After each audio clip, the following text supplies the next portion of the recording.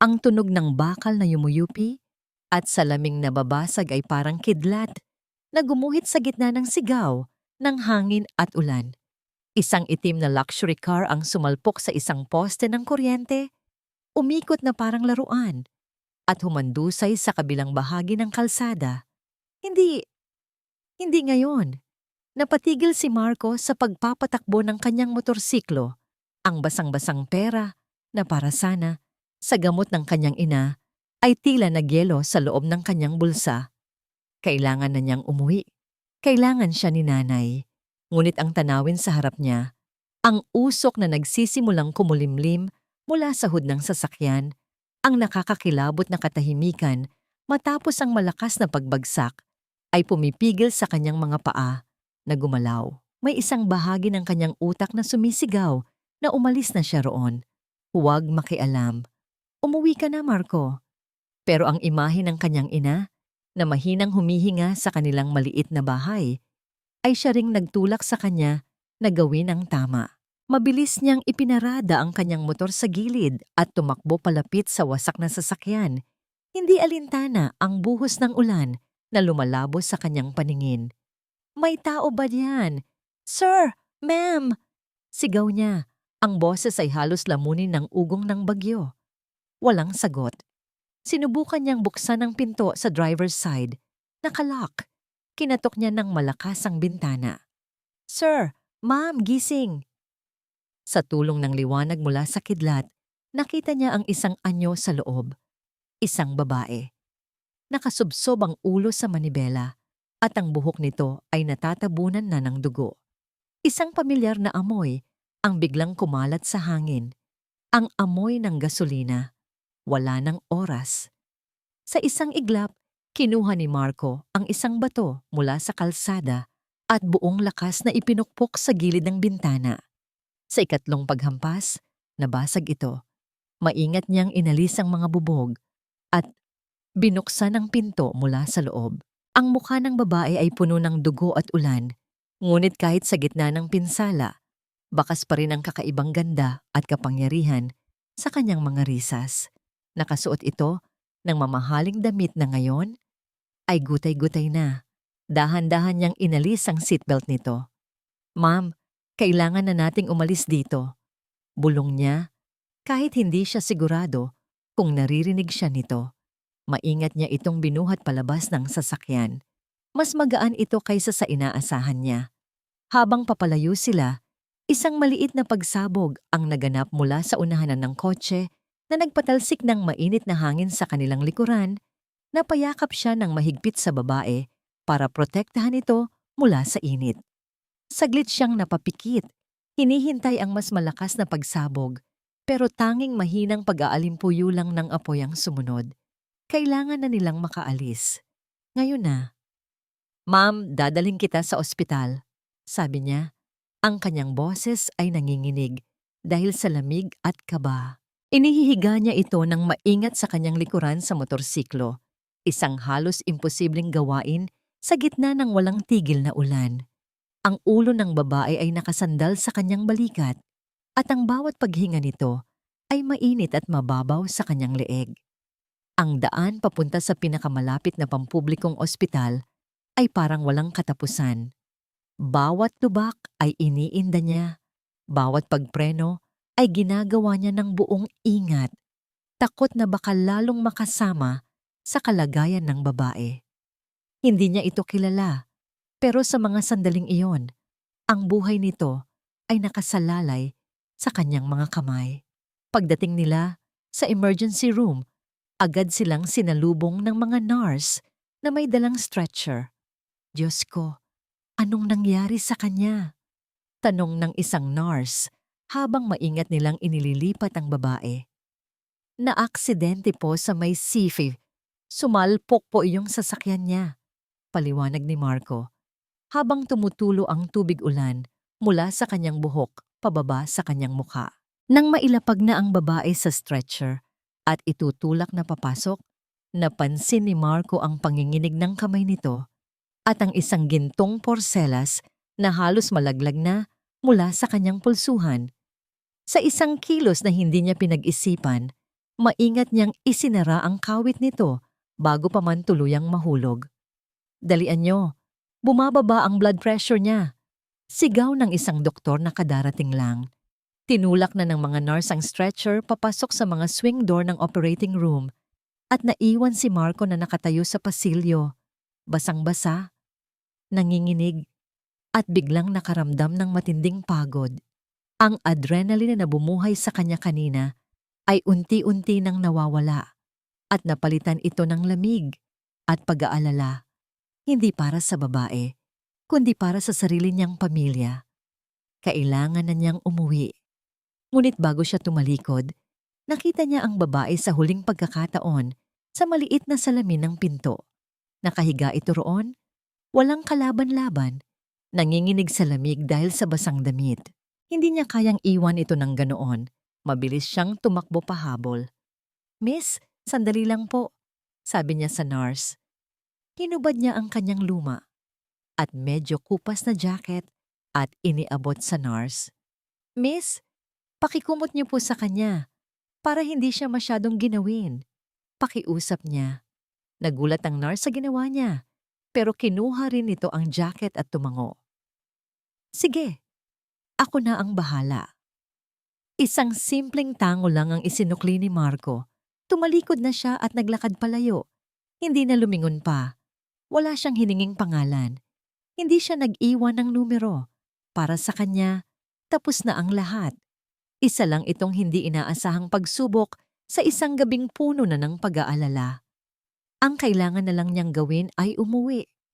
Habang binabagtas niyang muli ang madilim at basang kalsada, mas ramdam na niya ngayon ang lamig na tumatagos sa kanyang buto nang wala na ang kanyang jacket. Ngunit ang init na dulot ng pag-aalala para sa kanyang ina ay sapat na para hindi niya iyon alintanahin. Kinabukasan humupa na ang bagyo. Ang araw ay sumikat na tila walang nangyaring trahedya kagabi. Sa maliit nilang bahay sa isang eskinita sa Taguig, pinapainom ni Marco ng gamot ang kanyang ina. "Salamat anak," sabi ng matanda sa mahinang boses. "Huwag mo nang masyadong pagurin ang sarili mo." Ngumiti lang si Marco. "Okay lang po, Nay. Basta gumaling kayo." Ilang sandali pa, isang malakas at di pamilyar na katok ang narinig nila sa kanilang manipis na pinto. Nagkatinginan sila ng kanyang ina. Sino naman kaya ang bibisita sa kanila ng ganito kaaga? Dahan-dahan siyang naglakad papunta sa pinto at binuksan ito. Sa labas, isang lalaking nakasuot ng plansadong-plansadong itim na suit ang nakatayo. Sa tabi nito ay isang mamahaling itim na kotse na hindi babagay sa kanilang makitid na kalye. Ang lalaki ay mukhang malinis, seryoso at parang galing sa ibang mundo. Tiningnan siya nito mula ulo hanggang paa. "Ikaw ba si Marco Reyes?" Tanong ng lalaki. Ang boses ay formal at walang emosyon. Kinakabahang tumango si Marco. Ako nga po." "Bakit po?" Diretsong tumingin sa kanyang mga mata ang lalaki. "Pinapatawag ka ni Ma'am Isabela. Ngayon din." Ang unang nagparehistro sa kamalayan ni Isabela ay ang amoy. Amoy ng antiseptic at sterile na tela. Napakalinaw, napakalinis, at kasuklam-suklam. Kasunod nito ang mahinang ritmikong tunog ng isang makina sa tabi niya. Pip, pip, bip. Dahan-dahan niyang iminulat ang kanyang mga mata. Puti. Lahat ay puti. Ang kisame, ang mga dingding, ang kumot na nakabalot sa kanya. Ito ay isang lugar na kinamumuhian niya. Isang lugar kung saan wala siyang kontrol. Isang ospital. Sinubukan niyang bumangon, ngunit isang matalim na kirot sa kanyang ulo at tagiliran ang pumigil sa kanya. Napadaing siya ng mahina. "Isabela, my love, gising ka na." Isang pamilyar na boses, si Victor. Nakatayo siya sa tabi ng kanyang kama. Ang kanyang mamahaling suit ay hindi nagusot. Ang kanyang buhok ay perpektong nakaayos. Sa kanyang mga kamay ay isang bungkos ng puting rosas. "I was so worried," sabi nito. Ang boses ay puno ng pag-aalala. Hinawakan nito ang kanyang kamay. Ang pagkakahawak nito ay mainit. Ngunit para kay Isabela, Meron itong kakaibang lamig. Anong, anong nangyari? Tanong niya. Ang kanyang sariling boses ay parang papel de liha sa kanyang lalamunan. Nag-skid daw ang kotse mo. The storm was terrible. Paliwanag ni Victor habang inaayos ang unan sa likod niya. The police said it was a freak accident.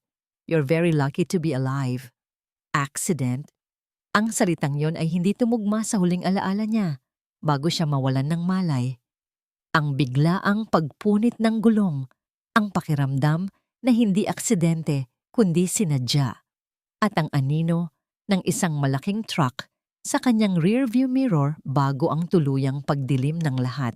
Tinitigan niya si Victor, hinahanap ang anumang bakas ng kasinungalingan sa mga mata nito, pero wala siyang nakita.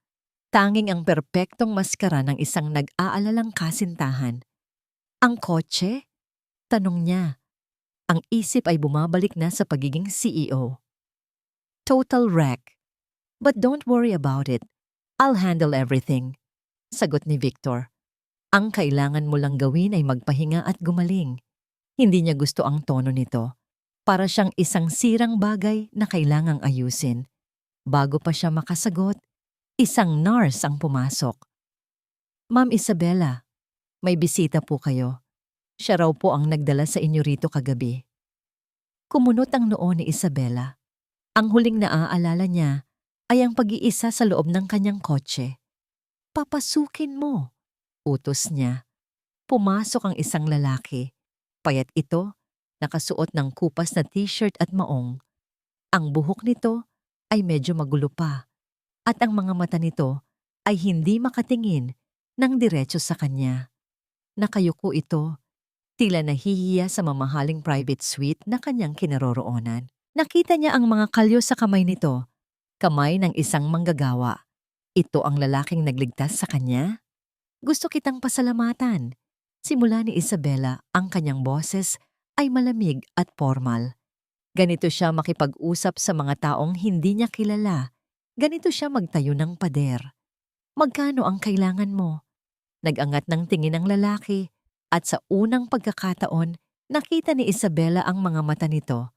Mayroong pagtataka at kaunting sakit sa mga iyon. Ma'am, ang bayad para sa pagliligtas sa akin.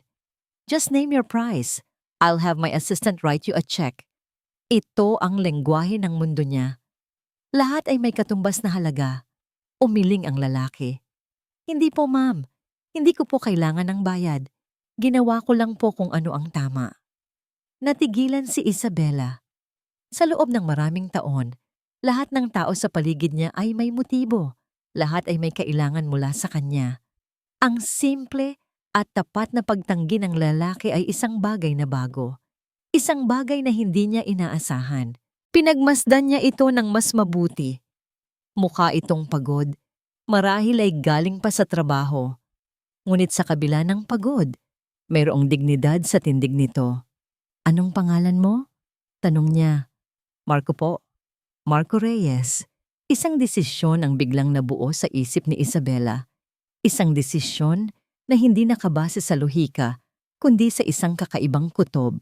Ang taong ito, na walang hininging kapalit ay maaaring ang taong pinakakailangan niya ngayon. I'm firing my driver, sabi niya, na ikinagulat hindi lang ni Marco, kundi pati ni Victor. The job is yours, if you want it. Triple the salary. What? Isabella, that's absurd! Protesta ni Victor. You don't even know this man. Hindi pinansin ni Isabella si Victor. Ang kanyang mga mata ay nakatuon lamang kay Marco. Hindi lang pagmamaneho, pagpapatuloy niya. You will be my personal driver and my security. You will be with me, always. Do you accept? Hindi makapagsalita si Marco. Gulat na gulat. Makalipas ang ilang araw, dinala ni Marco ang kanyang iilang gamit sa quarters ng mga staff sa mansyon ni Isabella. Habang naglalakad siya sa malawak at makintab na sahig ng foyer, kitang-kita ni Isabella mula sa itaas ng hagdanan kung paano ito namangha sa laki at karangyaan ng lugar. Ang mga dambuhalang painting, ang mga antigong vase, ang chandelier na parang ulan ng mga diamante. Lahat ng yon ay sumisigaw ng yaman at kapangyarihan. Para kay Marco, ito ay isang paraiso. Para kay Isabela, ito ay isang ginintuang hawla. Make yourself comfortable. Your duties start tomorrow, sabi ni Isabela mula sa itaas bago tumalikod at pumasok sa kanyang opisina. Kinagabihan, habang nagbabasa siya ng mga report, narinig niya ang boses ni Victor sa labas, sa may hardin. May kausap ito sa cellphone. Hindi niya marinig ang mga salita, pero ang tono ng boses nito ay Eva. Mababa, galit, at puno ng pagbabanta. Sumilip siya sa bintana at nakita niya ang pagtagis ng bagang ni Victor. Ang mga kamao nito ay nakakuyamog. Ibang-iba sa Victor na nag-aalala at nag-aalaga sa kanya sa ospital. Nang bumalik ito sa loob, ang nangiti ay naibalik na sa mga labi nito. Ngunit nakita na ni Isabela ang siwang sa perpektong maskara. Kinabukasan, sa garahe, hinarap ni Isabela si Marco na nakatayo na sa tabi ng bagong-bagong itim na sasakyan. Nakasuot ito ng uniformeng ibinigay sa kanya. Mas lalo itong mukhang hindi bagay sa lugar. "Ready for your first day?" tanong niya. "Opo, ma'am," sagot ni Marco. Medyo nailang pa rin. Lumapit si Isabela, ang tunog ng kanyang mga stiletto ay umalingaw-ngaw sa tahimik na garahe. Tumayo siya sa harap nito at sa unang pagkakataon, tiningnan siya ni Marco ng diretso sa mata. "I want to make things clear, Marco," sabi niya. Ang kanyang boses ay seryoso at walang bahid ng anumang emosyon. "Ang trabaho mo ay hindi lang magmaneho." Huminga siya ng malalim. "Ang trabaho mo ay panatilihin akong buhay. Naiintindihan mo?" Ang unang araw ni Marco ay nagsimula sa isang uniforme na mas mahal pa yata sa lahat ng damit niya kung pagsasama-samahin. Itim na slacks, puting long sleeves, at isang itim na vest. Pakiramdam niya ay isa siyang estranghero sa sarili niyang balat. Hawak niya ang manibela ng bagong-bagong luxury sedan.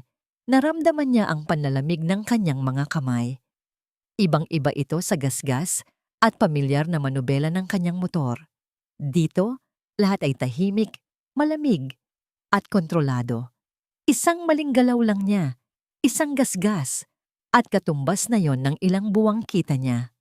"Hinga, Marco. Para kay nanay to," sabi niya sa sarili. Bumukas ang pinto sa likuran at pumasok si Ma'am Isabela. Dala na naman niya ang amoy na yon. Isang mamahaling pabango na tila nagyayelo sa hangin. Hindi ito lumingon sa kanya. Hindi ito nagsalita. Umupo lang ito at tumingin ng diretso sa labas ng bintana. Bago pa niya mapaandar ang sasakyan, bumukas ang pinto sa front passenger seat. Pumasok si Sir Victor, dala ang isang namangiti na hindi umaabot sa kanyang mga mata. "Good morning, Marco," bati nito. Ang tono ay may halong pangungutya. "Sana naman marunong kang gumamit ng mga signal light. Hindi ito karera ng mga motor sa kanto." Naramdaman ni Marco ang pag-init ng kanyang mga tainga. Nasa tabi lang nila ang isa sa mga kasambahay na nag-aabang sa gate at siguradong narinig nito ang sinabi ni Sir Victor.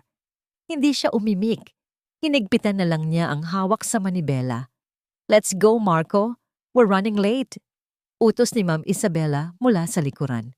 Ang boses nito ay matigas, parang yelo. Ang buong biyahe papunta sa nagtataas ang gusali ng kumpanya ni Ma'am Isabela ay puno ng katahimikan, ngunit hindi ito katahimikang payapa.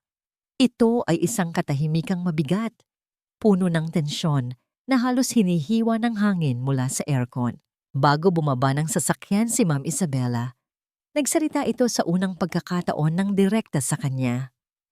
"My rules are simple," sabi nito habang nakatingin sa salamin sa harap, hindi sa kanya. 1. You don't talk to me unless I talk to you first. 2. You always keep a 5-step distance in public. 3. You are invisible. You see nothing. You hear nothing. Understood? "Opo, ma'am," sagot ni Marco, ang boses ay bahagyang paos. "Good." At bumaba na ito. Sumunod si Sir Victor, pero bago isara ang pinto, Binigyan siya nito ng isang tingin na nagsasabing, "Wala kang lugar dito." Ang sumunod na mga oras ay isang pagsubok sa pasensya ni Marco. Nakatayo siya sa isang sulok ng lobby, pinapanood ang mga taong nakasuot na parot parito. Habang siya ay nananatiling hindi gumagalaw, sinusubukang maging invisible gaya ng utos sa kanya. Kinagabihan, may isang malaking event, isang product launch. Ang buong ballroom ng isang five-star hotel ay puno ng mga mayayamang bisita, mga reporter, at mga kilalang personalidad. Ang trabaho ni Marco, manatili sa gilid, magmasid, at siguraduhing walang sino mang makakalapit kay Ma'am Isabela nang hindi inaasahan. Pakiramdam niya ay isa siyang isda na naligaw sa kalawakan. Ang lahat ay kumikinang. Ang mga alahas, ang mga ilaw, ang mga ngiti. Ngunit sa likod ng lahat ng yon, nakakaramdam si Marco ng panganib. Ang kanyang mga taon sa boxing ring ay nagturo sa kanya na basahin ang paligid, na hanapin ang galaw na wala sa lugar. At dito, lahat ay tila wala sa lugar. Nagsimula ng magsalita si Ma'am Isabela sa entablado. Ang kanyang boses ay kalmado at puno ng kapangyarihan. Lahat ay nakikinig sa kanya. Maging si Marco ay napahanga. Sa kabila ng pagiging malamig nito, hindi maikakaila ang talino at lakas na bumabalot sa pagkatao nito. Habang nakatayo si Ma'am Isabela malapit sa gilid ng stage, kausap ang ilang investors, may narinig si Marco na kakaibang tunog. Isang mahinang paglagitik ng metal sa itaas. Napatingala siya. Ang isa sa mga malalaking ilaw sa scaffolding sa itaas ng entablado. Gumigiwang ito. Bahagya lang. Baka imahinasyon lang niya. Ngunit pagkatapos ay narinig niya ulit ito. Mas malakas ngayon. Isang tornilyo ang bumagsak at tumama sa sahig nang walang tunog dahil sa kapal ng carpet. Pero nakita niya. Walang sino man ang nakapansin. Lahat ay abala.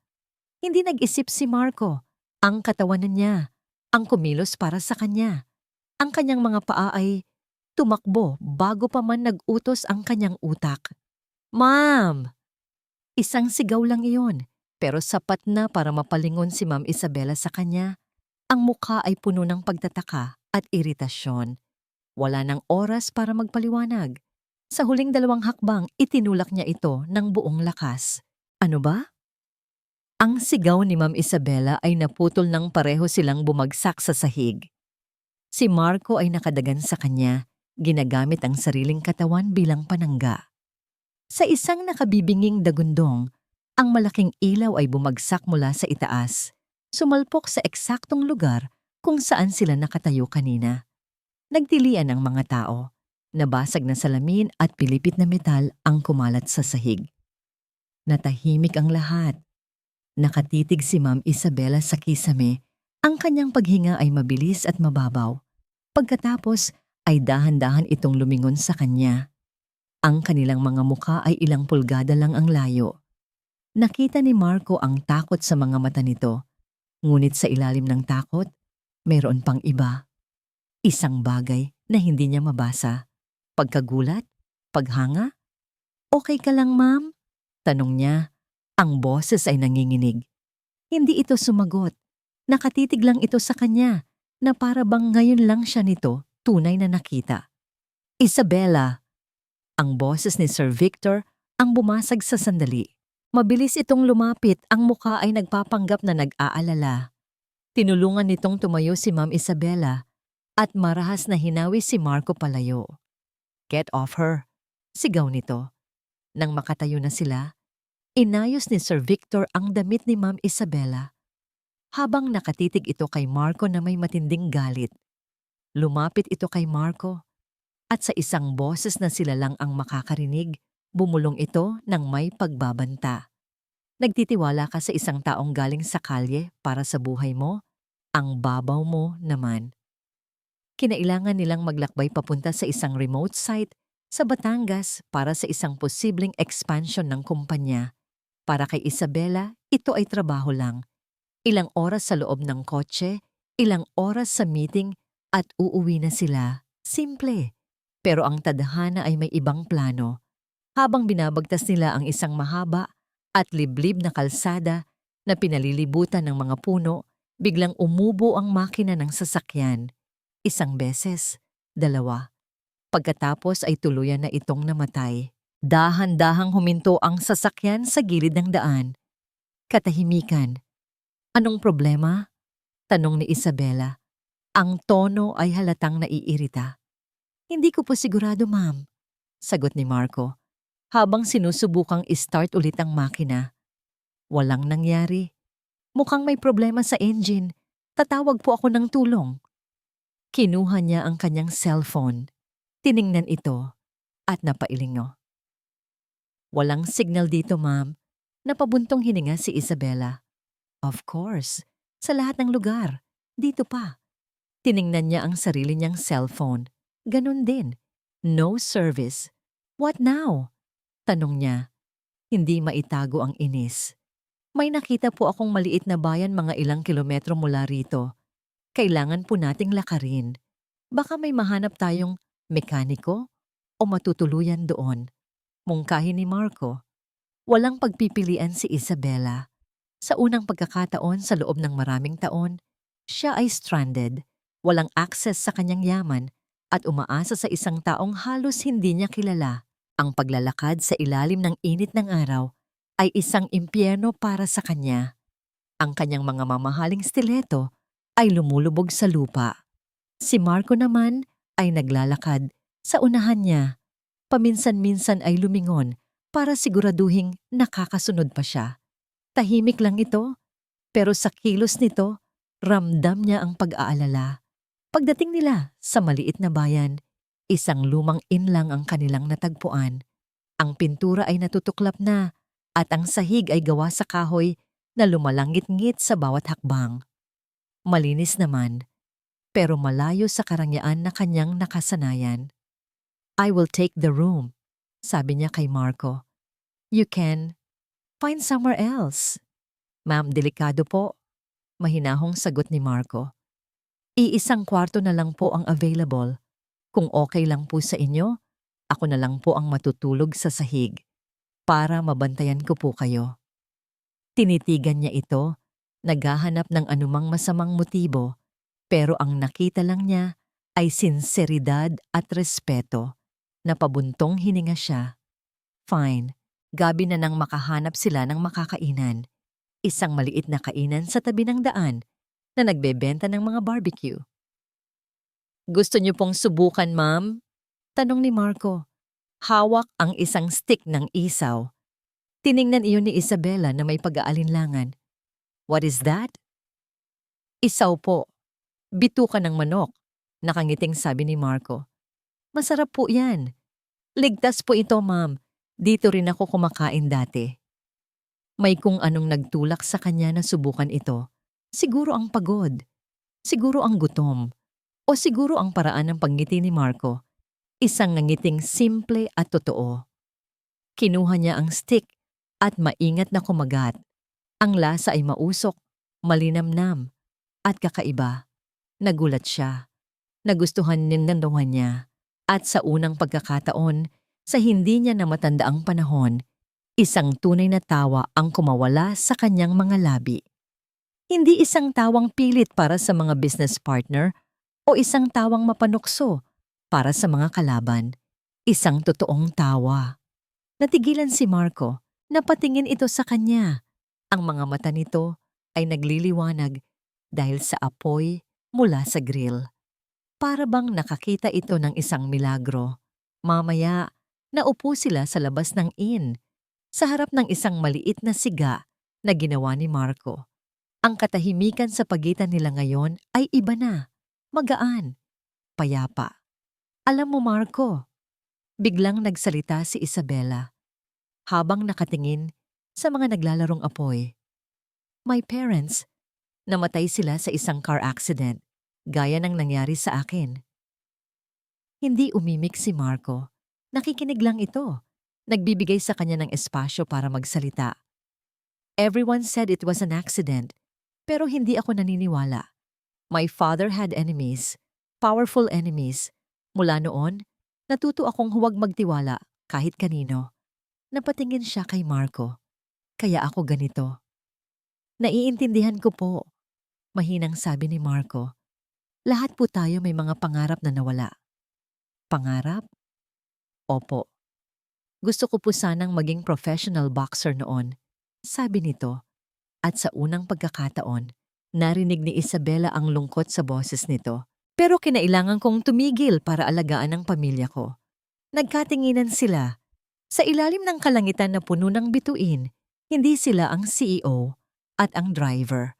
Sila ay dalawang tao na may dalang mga sugat mula sa nakaraan. Dalawang kaluluwang nakahanap ng kapahingahan sa piling ng isa't isa. Biglang nagring ang cellphone ni Isabela. May signal na. Si Victor. Isabela, where the hell are you? Kanina pa kita tinatawagan. Bungad nito, ang boses ay puno ng galit at pag-aari. My car broke down. We're in Batangas. Kalmadong sagot niya. We? Who are you with? With my driver. Sagot niya at napatingin siya kay Marco na magalang na lumayo para bigyan siya ng privacy. Ang pag-uusap nila ni Victor ay puno ng tensyon. Mga tanong na parang interogasyon.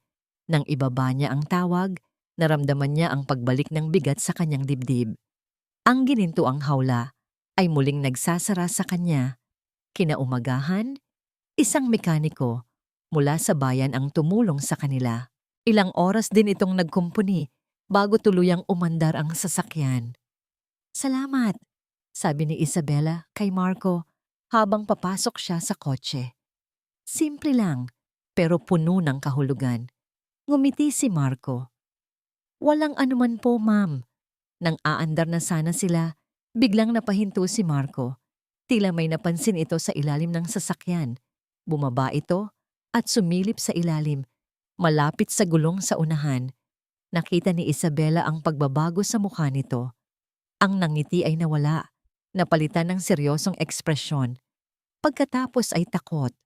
Dahan-dahan itong tumayo at humarap sa kanya. Ang mga mata nito ay nanlalaki. Ma'am, sabi nito sa isang boses na halos pabulong ngunit puno ng babala. Huwag po kayong lalapit sa sasakyan. Why? What's wrong? Tumingin ito sa kanya at ang sinabi nito ay nagpatigil sa pagtibok ng kanyang puso. Pinutol po nila ang preno. Ang mga salitang pinutol ang preno ay umalingaw-ngaw sa isip ni Marco na parang alarma. Hindi na ito isang simpleng aksidente. Hindi na ito basta-basta. May gustong pumatay kay Ma'am Isabela at muntik na silang madamay. Ang biyahe pabalik ng Maynila ay mas tahimik kaysa dati. Isang towing service ang kumuha sa sirang kotse. Silang dalawa ni Ma'am Isabela ay sumakay sa isang pampublikong bus. Magkatabi sila, ngunit may 1,000 milyang distansya sa pagitan nila. Nakatingin lang si Ma'am Isabela sa bintana. Ang kanyang mukha ay isang blangkong maskara. Ngunit nakita ni Marco ang bahagyang panginginig ng kanyang mga kamay. Takot. Sa unang pagkakataon, nakita niyang natatakot si Ma'am Isabela. Pagdating nila sa mansyon, dumiretso ito sa kanyang opisina. Sumunod si Marco. Isara mo ang pinto. Utos nito nang hindi lumilingon. Sinunod niya. Humarap ito sa kanya. Ang mga mata ay nag-aapoy sa determinasyon. Ang pulis ay walang gagawin. Sasabihin na naman nilang aksidente lang ito. Kaya, tayo ang kikilos. Tayo po? Gulat na tanong ni Marco. Tiwala ako sa iyo, Marco. Sabi ni Ma'am Isabela, at ang mga salitang iyon ay tumama kay Marco nang mas malakas kaysa sa anumang suntok na natanggap niya sa ring. Mas pinagkakatiwalaan kita kaysa sa sino mang nakasuit sa kumpanya ko. Ikaw ang nakakita sa mga ilaw. Ikaw ang nakapansin sa preno. Ikaw ang mag-iimbestiga para sa akin. Binuksan nito ang isang drawer at inilabas ang isang itim na folder. Ito ang CCTV footage mula sa parking lot ng hotel noong gabi ng event. Hanapin mo kung sino ang lumapit sa kotse ko. Hanapin mo kung sino ang nag-utos sa kanya. Ito ay isang utos na higit pa sa pagiging isang driver.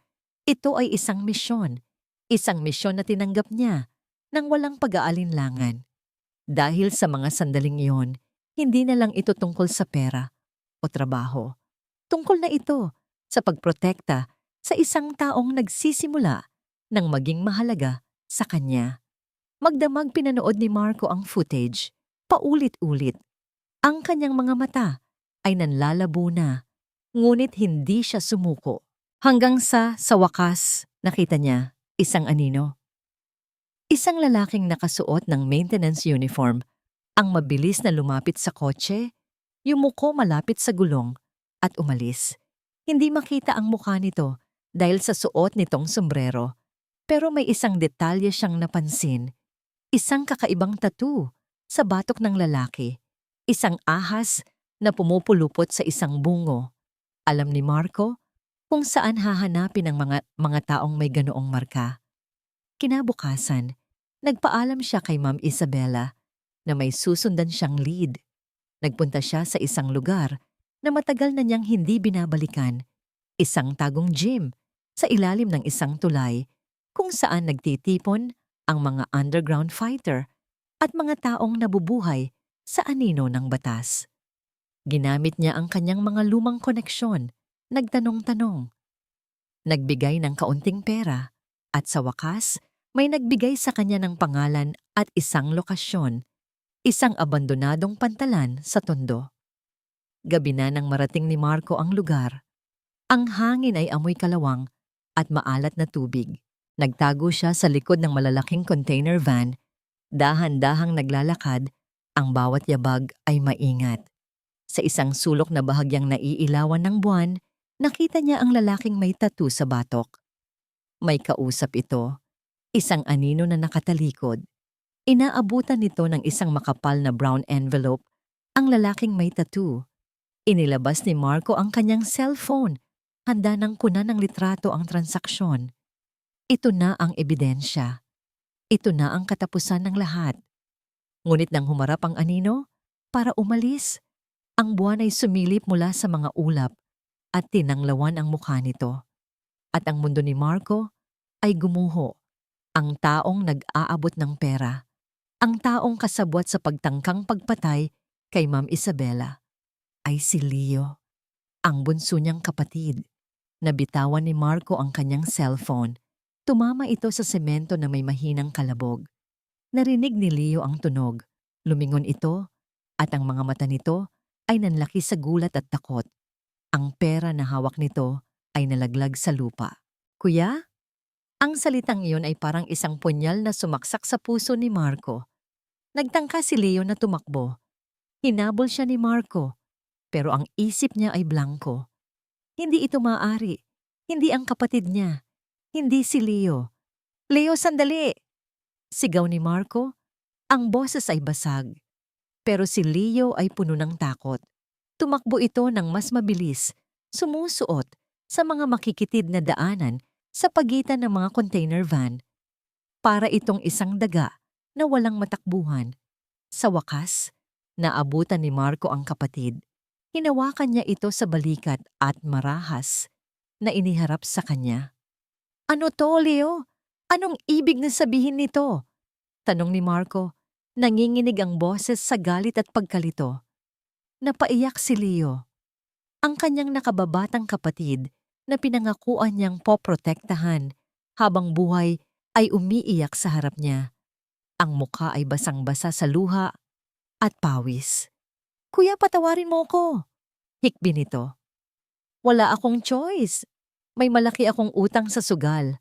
Sabi nila, papatayin nila ako. Papatayin nila si nanay kapag hindi ako nakabayad. Kanino? Sino ang nag-utos sa'yo nito? Sigaw ni Marco habang niyuyugyog ang kapatid. Hindi ko alam, kuya. Hindi ko siya kilala.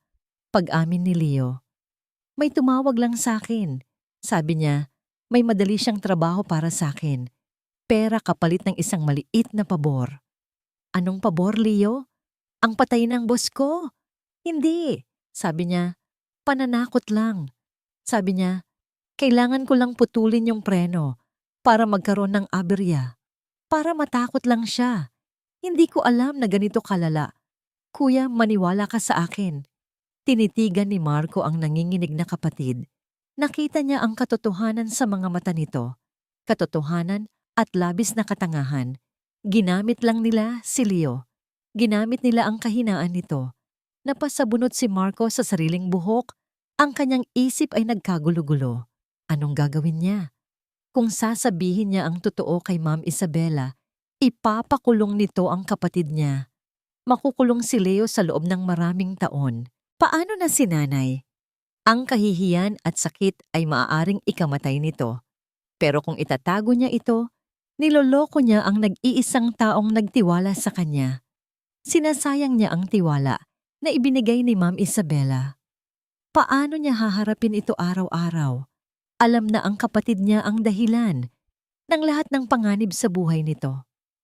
Nakatayo siya roon, sa gitna ng madilim at mabahong pantalan, napunit sa pagitan ng dalawang mundo, sa pagitan ng pamilya at katapatan, sa pagitan ng pagmamahal at katotohanan. Habang nakatingin siya sa umiiyak niyang kapatid, biglang lumingon si Leo sa likuran niya.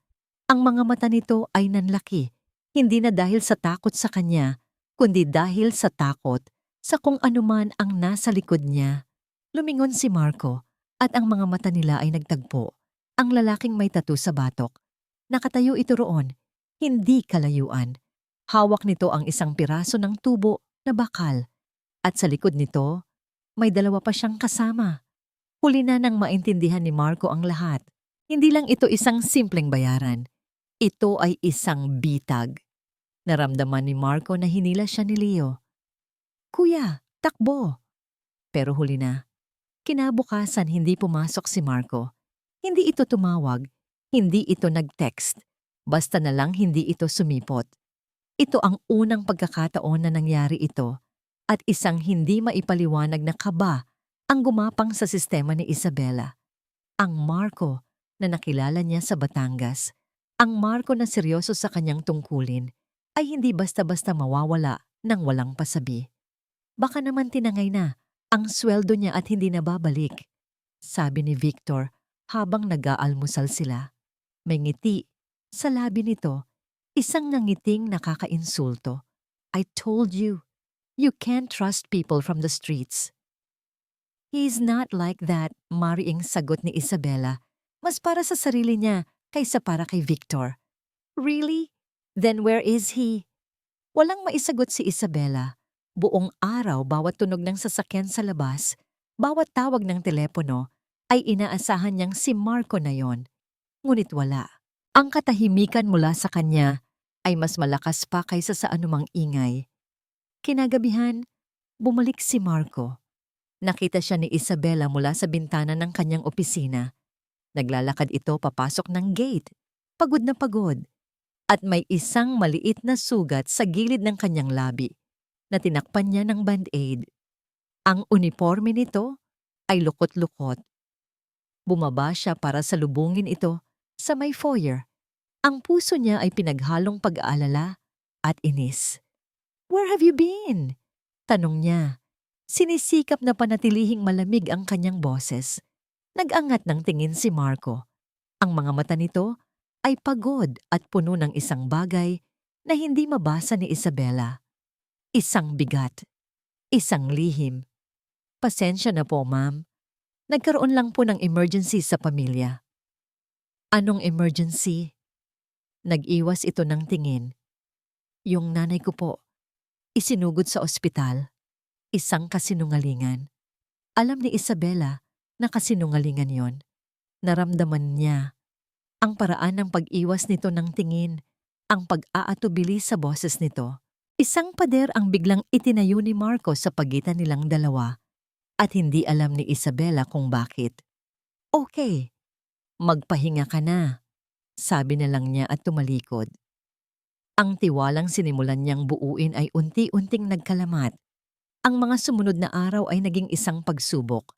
Nananatiling magalang si Marco, ginagawa ang kanyang trabaho, ngunit wala na roon ang gaan na nagsimulang mamuo sa pagitan nila. Naging mailap ito. Palaging malalim ang iniisip. At sa tuwing tatanungin siya ni Isabela tungkol sa investigasyon, palagi nitong sinasabi na wala pa siyang nahahanap na bago. Samantala, si Victor ay naging mas maasikaso. Palagi itong nasa tabi niya, binibigyan siya ng mga bulaklak, tinatanong kung kumusta ang araw niya. Ngunit sa likod ng lahat ng yon, ramdam ni Isabela ang kanyang mga galaw. Parang isang chess player na nag-aayos ng kanyang mga pyesa. Isang hapon, aksidenteng naiwan ni Victor ang kanyang tablet sa mesa sa opisina ni Isabela. "Isabela, my love, can you bring me my tablet? I think I left it on your desk," sabi nito sa intercom. Kinuha ni Isabela ang tablet. Nang bubuksan na sana niya ang pinto, bigla itong umilaw. Isang email notification ang lumabas sa screen mula sa kanilang bangko. Transaction confirmation. A transfer of PHP 500,000 has been successfully made to account number 183-456892. Hindi niya sinasadya niyang makita. Ngunit ang numero ng account ay tila pamilyar. Ito ang payroll account ng kanilang mga empleyado. At ang pangalan na nakarehistro sa account number na iyon, mabilis niyang chinek sa kanyang computer. Ang kanyang mga daliri ay nanginginig habang nagtatype. Account holder, Marco Reyes. Parang sinuntok sa sikmura, si Isabela. 500,000 piso, isang malaking halaga. Imposibleng bonus iyon.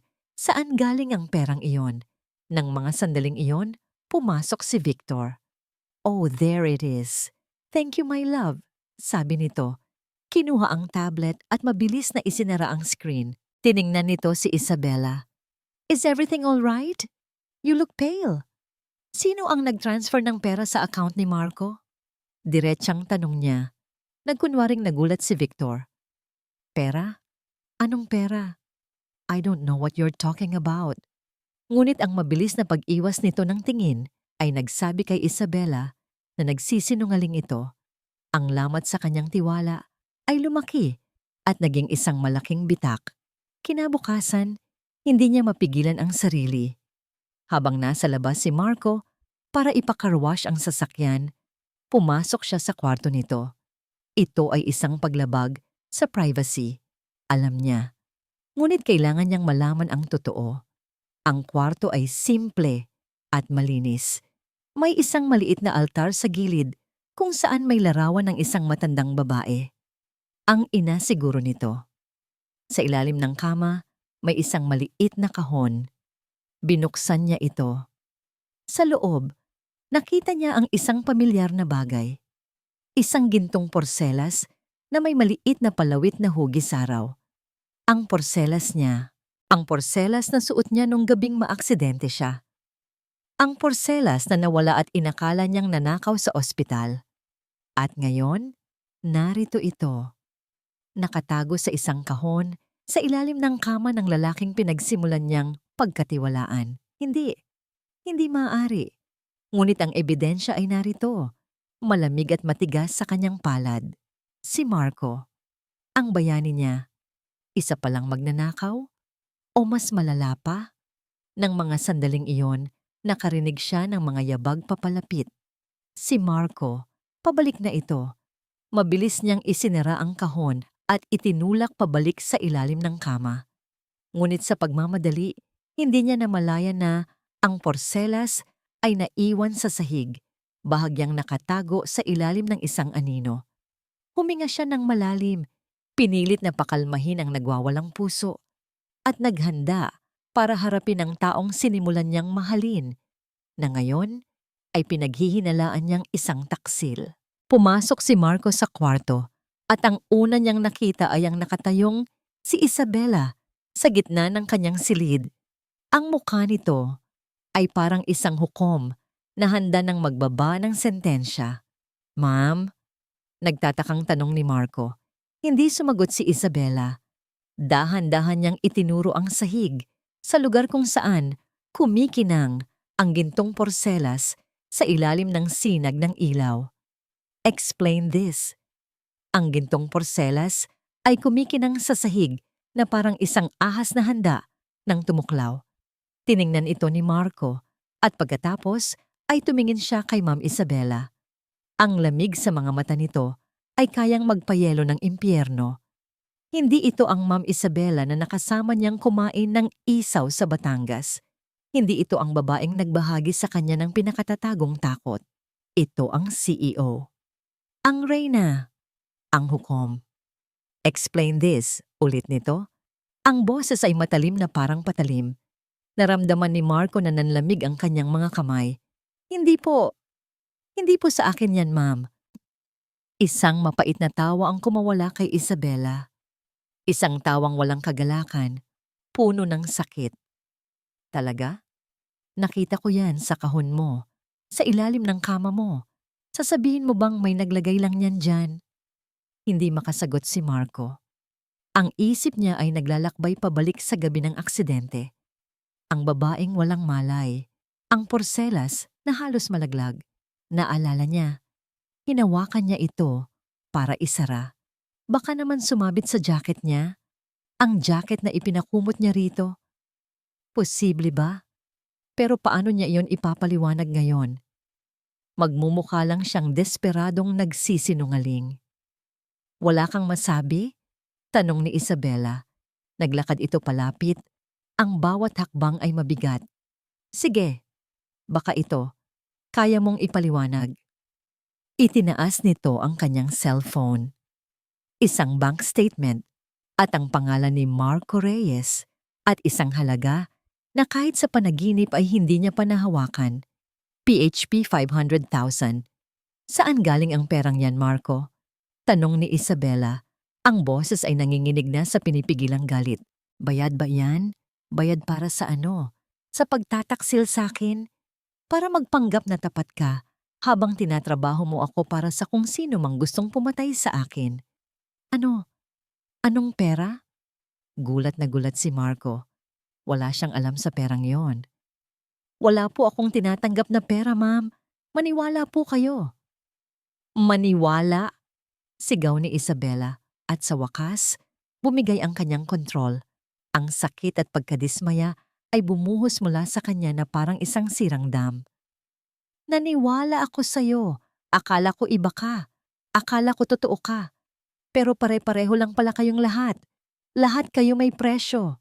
Inihagis nito ang isang folder sa sahig. Kumalat ang mga litrato. Mga litrato ni Marco, nakuha mula sa malayo. Papunta sa gym sa ilalim ng tulay.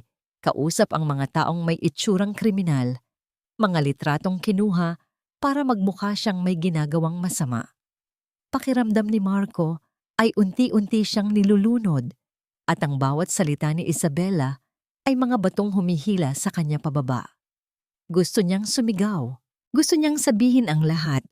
Tungkol kay Leo, tungkol sa utang, tungkol sa pagiging biktima lang ng kapatid niya. Ngunit sa tuwing bubuksan niya ang kanyang bibig, ang imahe ng kanyang kapatid na nakakulong, ang imahe ng kanyang ina na inaatake sa puso dahil sa balita, ang pumipigil sa kanya. Hindi niya kaya. Hindi niya kayang isakripisyo ang pamilya niya. Kaya tumahimik na lang siya. Tinitigan niya si Ma'am Isabela, diretso sa mga mata nito na puno na ng luha. Sa kanyang mga mata, hinayaan niyang makita nito ang lahat. Ang sakit, ang pagsisisi, ang katotohanang hindi niya masabi-sabi. Nagbabaka sakali siya. Baka sakali, sa kabila ng lahat, makita nito ang totoo. Please, trust me. Pakiusap niya sa isang boses na halos bulong na lang. Tumawa si Isabela, isang tawang basag at puno ng pait. Trust? Naging tanga ako na pagkatiwalaan ang isang tulad mo. Ang mga salitang yon ang tuluyang pumatay sa pag-asa sa puso ni Marco. Umalis ka na! Sabi ni Isabela, ang boses ay malamig na ulit. Naubos na ang lahat ng emosyon. Kunin mo ang mga gamit mo at umalis ka na sa pamamahay ko. Ayoko nang makita pa ang pagmumukha mo. Tumango si Marco. Wala nang lakas para makipagtalo. Dahan-dahan niyang pinulot ang kanyang iilang gamit. Bawat damit na tinupi niya ay parang isang alaala. Ang uniforme na isinuot niya noong unang araw. Ang t-shirt na suot niya noong kumain sila ng isaw. Hindi na siya lumingon pa. Naglakad siya palabas ng kwarto, pababa ng hagdanan, at palabas ng malaking pinto ng mansyon. Sakto namang pagsara ng pinto, bumuhos ang malakas na ulan. Gaya ng gabing una silang nagkita. Naglakad si Marco sa gitna ng ulan. Walang pakialam kung mabasa siya. Bawat patak ay parang luhang hindi niya kayang ilabas. Wala na siyang trabaho, wala na siyang pera. At ang pinakamasakit sa lahat, nawala na ang tiwala ng nag-iisang tao na nagparamdam sa kanya na may halaga siya. Bumalik siya sa simula. Mas masahol pa sa simula dahil ngayon, dala-dala na niya ang bigat ng isang kasalanang hindi niya ginawa. Samantala, sa loob ng mansyon, nang marinig ni Isabela ang pagsara ng pinto, doon na bumigay ang kanyang mga tuhod. Napasandal siya sa pader at dahan-dahang napaupo sa sahig habang humahagulgol na parang isang bata. Ang sakit ng pagtataksil ay mas matindi pa sa anumang pisikal na sugat na natamo niya. Sa gitna ng kanyang pag-iyak, naramdaman niya ang isang presensya. Nakatayo roon si Victor, ang mukha ay puno ng awa at pag-aalala. Lumuhod ito sa tabi niya at niyakap siya ng mahigpit. "Tahan na, nandito na ako." Bulong nito sa kanyang tenga. "Hindi na kita hahayaang masaktan pa." Hinayaan ni Isabela na yakapin siya nito. Isinubsob ang kanyang mukha sa dibdib nito. Hinahanap ang anumang uri ng kapanatagan. Habang yakap-yakap ni Victor ang umiiyak na si Isabela, nag-angat ito ng tingin. At sa mga matang hindi nakikita ni Isabela, isang malamig at kalkuladong tagumpay ang kumislap. Lumipas ang 1 linggo. Ang mansyon ay mas naging tahimik kaysa dati. Ang bawat sulok ay nagpapaalala kay Isabela, kay Marco. Ang garahe kung saan una niyang binigyan ito ng utos. Ang ballroom kung saan iniligtas siya nito. Ang hardin kung saan niya ito unang nakitang ngumiti. Sinubukan niyang ibaling ang kanyang atensyon sa trabaho. Mas lalo siyang naging istrikto, mas lalong naging malamig. Pero sa gabi, kapag mag-isa na lang siya sa kanyang malawak na kwarto, ang mga alaala ay bumabalik. At kasama nito, ang mga tanong. Bakit ganoon kadali para kay Marco na sumuko? Kung talagang pera lang ang habol nito, bakit hindi ito nakipagtalo? Bakit ang huling pakiusap nito ay hindi para sa pera, kundi para sa tiwala? Si Victor naman ay palaging nasa tabi niya, umaalalay. Ngunit may napapansin siyang kakaiba. Masyado itong masaya, masyadong kampante. Isang gabi, habang naghahapunan sila, nagkukwento si Victor tungkol sa isang deal na malapit na nilang makuha. At kapag napirmahan na natin to, Isabela, mas lalaki pa ang kumpanya. We'll be unstoppable, sabi nito, sabay tagay ng wine. Anong deal to? Tanong ni Isabela. Wala kang nababanggit sa akin. Oh, a small side project. Ayokong istorbuhin ka habang nagpapagaling ka. Mabilis na sagot ni Victor. Trust me, this is for us. Trust me. Ang mga salitang yon ay nag-iwan ng mapait na lasa sa kanyang bibig. Kinabukasan, habang nasa opisina siya, may sinabi sa kanya ang kanyang sekretarya. Ma'am, tumawag po ulit si Mr. Tan. Tungkol daw po sa meeting sa may container port? Sabi po ni Sir Victor, kayo na daw po ang kakausap. Container port. Ang mga salitang yun ay parang isang kampanang umalingaw-ngaw sa kanyang isip. Saan na nga ba niya narinig yon? Bigla niyang naalala. Ang gabi sa Batangas. Ang pag-uusap ni Victor sa telepono. Galit ito noon at malinaw niyang narinig ang mga salitang container port. Isang hindi maipaliwanag na kaba ang kanyang naramdaman. Nagpaalam siya sa kanyang sekretarya na masama ang kanyang pakiramdam at umuwi ng maaga. Ngunit hindi siya sa mansyon dumiretso. Pumunta siya sa security room. I want to see the CCTV footage from 3 years ago. Utos niya sa gulat na security head. The day my parents died. Ilang oras siyang nakatitig sa monitor. Pinanood niya ang paulit-ulit na trahedya. Ang pagskid ng kotse, ang pagbangga, Ang mga taong nagkukumpulan at sa gitna ng mga usisero, may isang mukha siyang nakita, isang mukhang pamilyar, isang lalaking mas bata pa noon, pero sigurado siya. Isa iyon sa mga personal na bodyguard ni Victor. Ang buhay ay bumalik sa dati, pero mas masahol pa. Si Marco ay muling nagmaneho ng habal-habal, kumikita ng sapat lang para sa pagkain at gamot ni nanay. Sa gabi, hindi siya makatulog. Ang imahe ng mga mata ni Isabela na puno ng pagkadismaya ay palaging bumabalik para pahirapan siya. Si Leo naman ay palaging nakakulong sa kwarto, puno ng takot at pagsisisi. Kuya, sorry. Paulit-ulit nitong sinasabi. Hindi pa tapos to, Leo. Sabi ni Marco isang araw. Ang kanyang boses ay matigas at puno ng determinasyon. Hindi ako papayag na masira ang buhay natin dahil sa kanila. Aalamin ko kung sino ang nasa likod nito. Wala na siyang pera, wala na siyang kapangyarihan, pero meron siyang isang bagay na hindi kayang bilhin, mga kaibigan.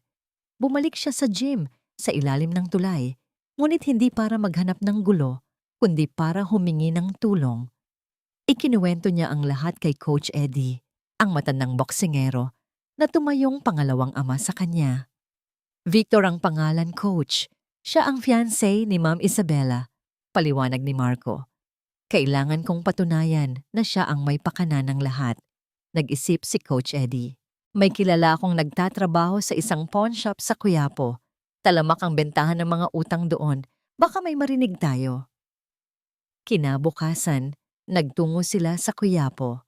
Sa isang masikip at maingay na opisina, sa likod ng isang sanglaan, kinausap nila ang isang lalaking may malaking tiyan at makapal na bigote. Matapos ang ilang pakiusap at isang pangako ng pabuya, nagsalita ang lalaki. Victor? Sabi nito, habang ngumunguya ng mani. Oo, may narinig ako. Isang kliyente ko, si Teban Basag. Malaki ang utang niyan. Biglang nakabayad lahat kamakailan lang. Ipinagyabang pa niya na may malaki siyang nakuha mula sa isang mayamang lalaki. Ang utos daw, takutin ng isang driver para mag-imbento ng kwento laban sa amo niyang babae. Nagkatinginan si Marco at Coach Eddie. Nasaan si Teban ngayon? Tanong ni Marco. Ewan ko. Pero may narinig akong may nire-record daw siyang usapan sa cellphone niya. Insurance daw kung sakaling baliktarin siya ng amo niya. Iyon na. Iyon na ang kailangan ni Marco. Isang patunay, isang recording. Samantala, sa isang madilim na kwarto sa mansyon, binuksan ni Isabela ang isang lumang baul na naglalaman ng mga gamit ng kanyang ama. Sa ilalim ng mga papeles, may isang maliit na itim na notebook. Ang personal na journal ng kanyang ama. Binuklat niya ito sa mga huling pahina. Ang sulat kamay ng kanyang ama ay nagmamadali, puno ng kaba. Nalaman ko na, si V ang naglalabas ng pera sa kumpanya. He's working with our biggest rival. I have to tell Isabela. I will confront him tomorrow. Hindi na dumating ang bukas para sa kanyang ama. Si V, si Victor. Napasigaw si Isabela, isang sigaw na pinaghalong sakit, galit at pagsisisi. Lahat ng ito ay si Victor. Lahat ng ito ay kasinungalingan. At siya, pinalayas niya ang nag-iisang taong totoo sa kanya.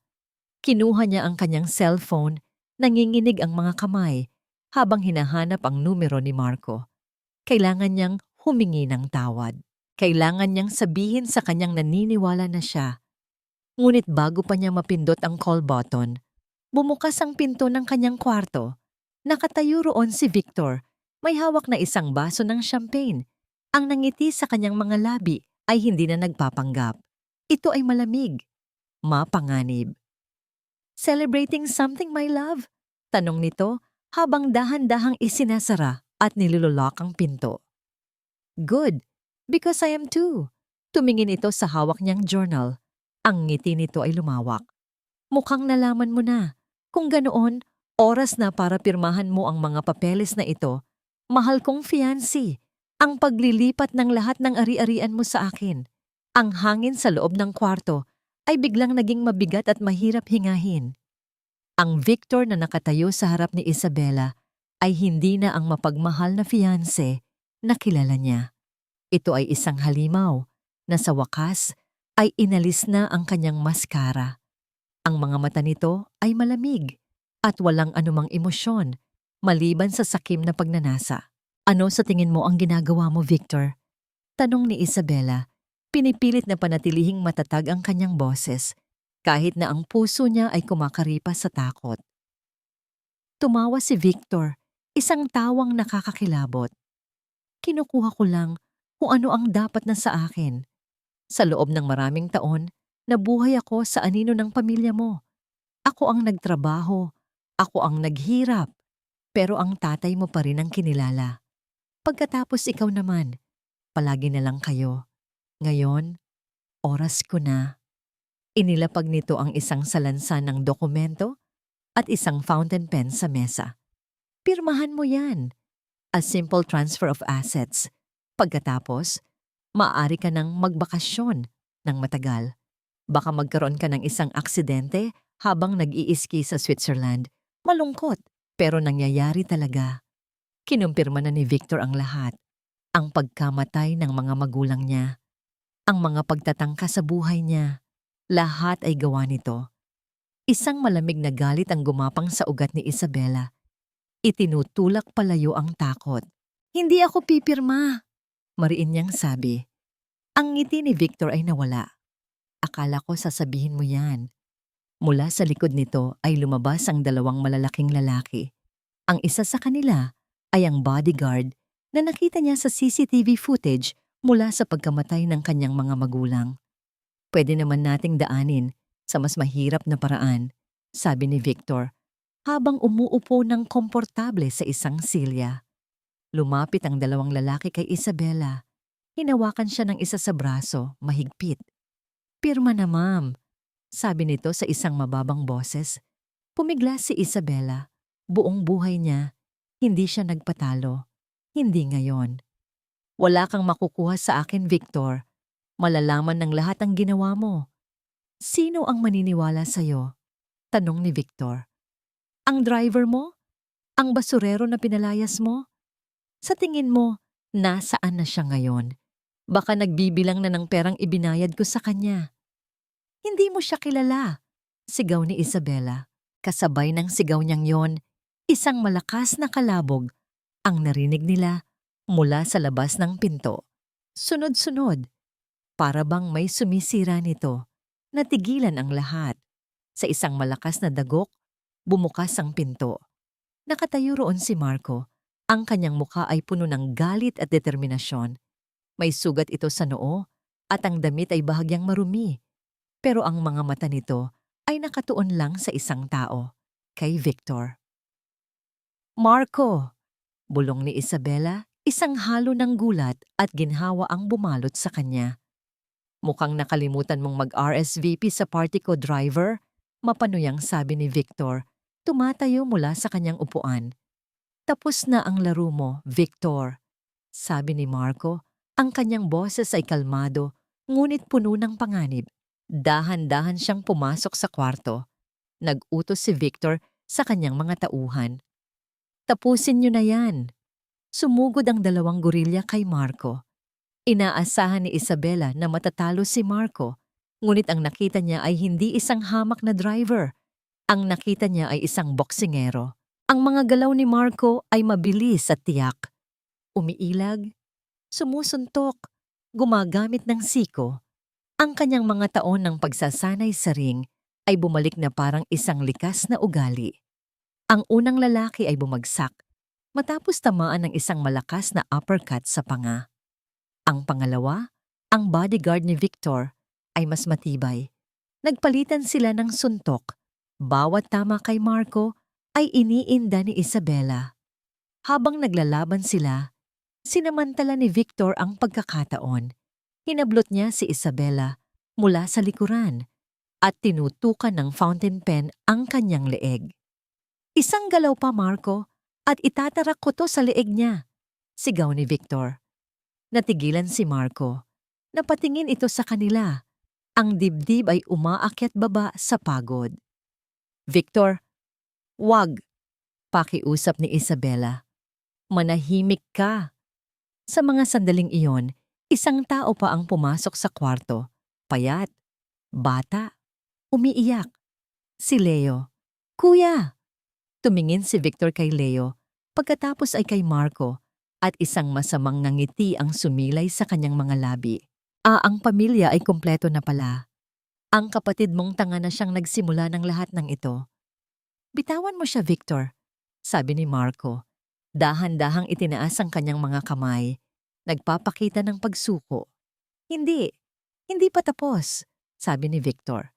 Tumingin ito kay Leo. Baata, lumapit ka dito. Ikaw ang tatapos sa kuya mo. O baka gusto mong malaman ni nanay mo kung paano mo halos pinatay ang babaeng to. Nanginginig na umiling si Leo. Hindi ko kaya. Gawin mo. Pumikit si Leo at sumugod kay Marco. Ngunit sa huling sandali, lumihis ito ng daan at sinunggaban ang mga binti ni Victor. Nawalan ng balanse si Victor. Nabitawan nito si Isabela.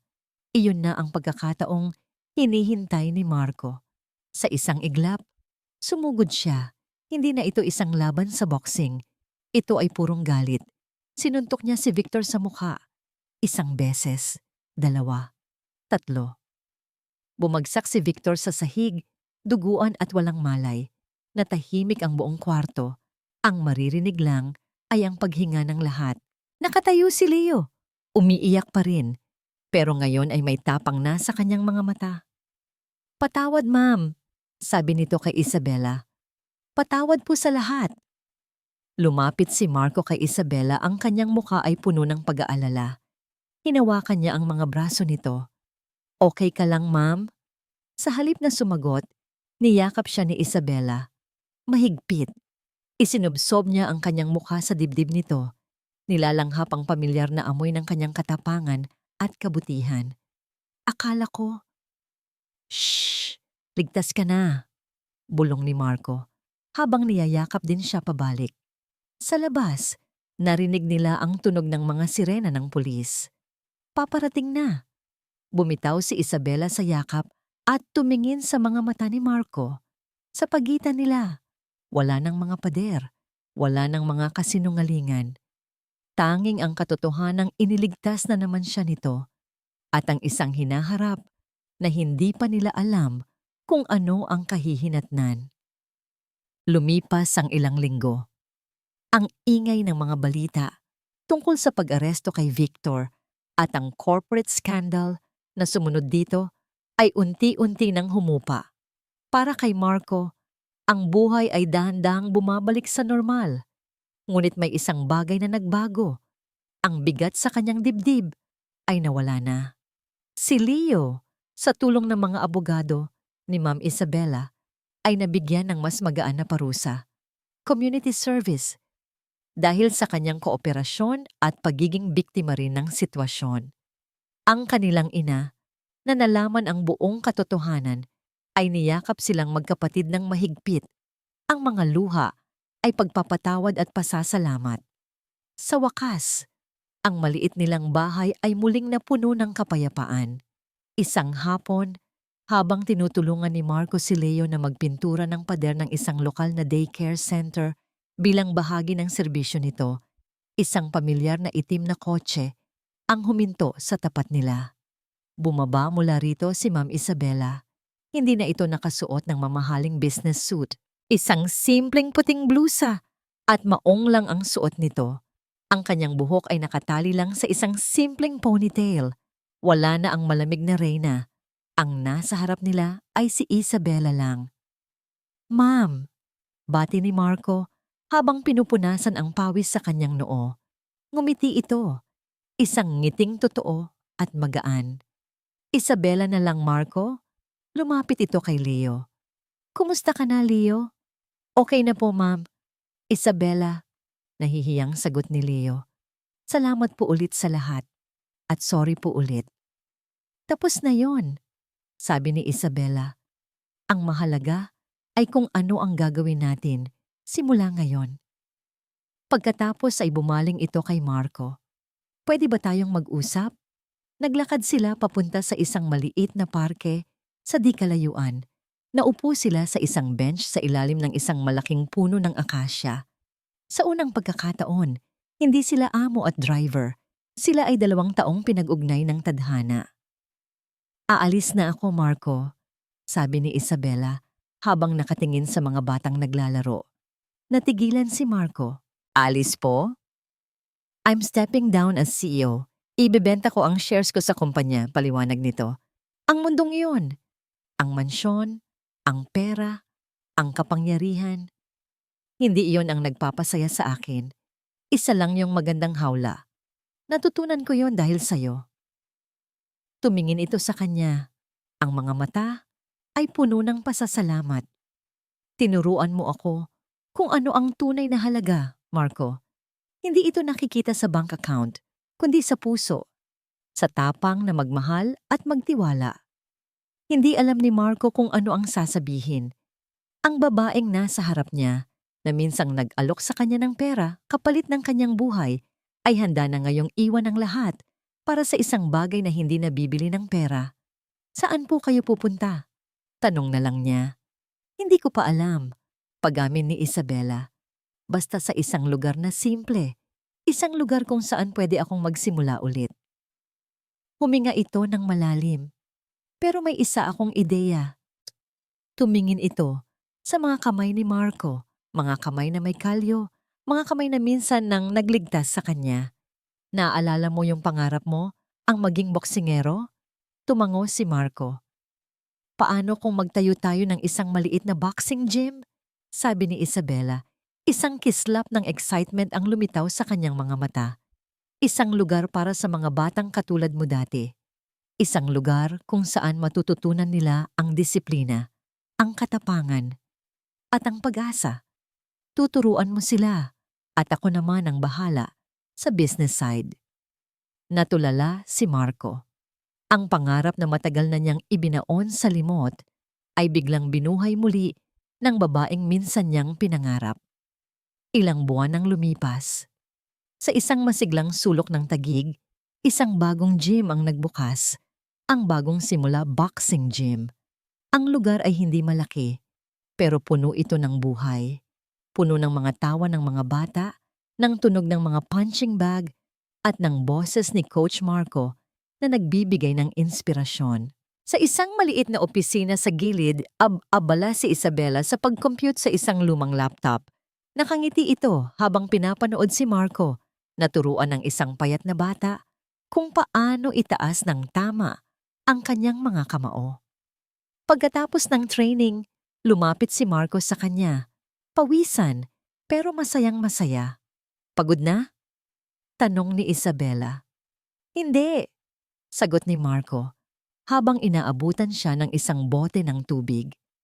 Ito ang pinakamasayang pagod sa buong buhay ko. Naupo ito sa tabi niya. Pinanood nila ang paglubog ng araw mula sa malaking bintana ng gym. Ang kulay kahel na sinag ay tumatama sa kanilang mga mukha. Hinawakan ni Marco ang kamay ni Isabela.